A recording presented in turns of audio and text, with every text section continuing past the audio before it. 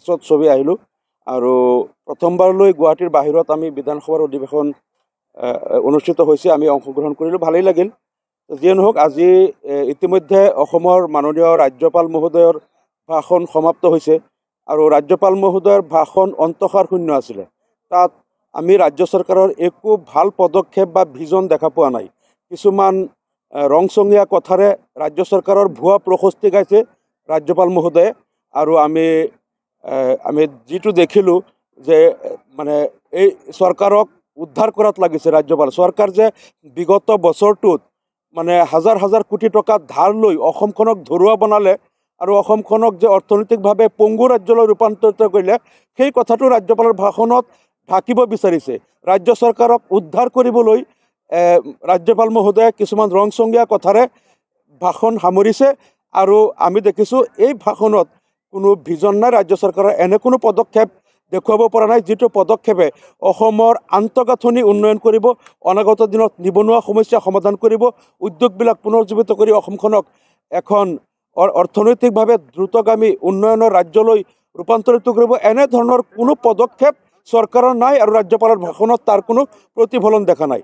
কিন্তু আমি এটা কথাৰ কাৰণে ৰাজ্যপালৰ ভাষণত আমি ইয়াত প্ৰতিবাদ কৰা নাই, যিহেতু এইটো আমাক কেইদিনমান আগতে অল পাৰ্টি মিটিং কৰি অসম চৰকাৰে আমাক এটা অনুৰোধ জনাইছিল যে প্ৰথমবাৰলৈ অসম বিধানসভাৰ অধিৱেশন গুৱাহাটীৰ বাহিৰত BTAD এলেকাত কোকৰাঝাৰত অনুষ্ঠিত হৈ আছে।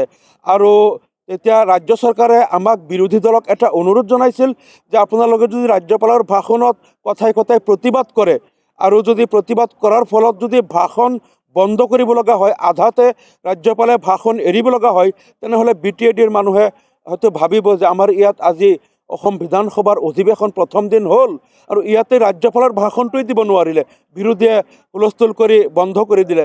সেইকাৰণে আমাক বাৰে বাৰে চৰকাৰে অনুৰোধ কৰিছিল যে আপোনালোকে এইটো অসম বিধানসভাৰ সেই যিটো অধিৱেশন হেৰি হ'ব তাত আপোনালোকে তাত ভাষণটো বন্ধ নকৰিব, যিহেতু তাৰপিছত ৰাজ্যপালৰ ভাষণৰ ওপৰত বিতৰ্ক হ'বই আৰু 3 দিনমান ৰাজ্যপালৰ ভাষণৰ ওপৰত বিতৰ্ক হ'ব, আপোনালোকৰ যিখিনি ক'বলগীয়া আছে তাত ক'ব। তাৰপিছত আমি তেখেতসকলে বাৰে বাৰে কৈছিলে যে BTAD এলেকাত মানে এইটো যিহেতু হৈ আছে প্ৰথমবাৰ, গতিকে ইয়াত আমি এটা পৰম্পৰা কৰিব লাগে যে ৰাজ্যপালৰ ভাষণত বিতৰ্ক হোৱা নাই।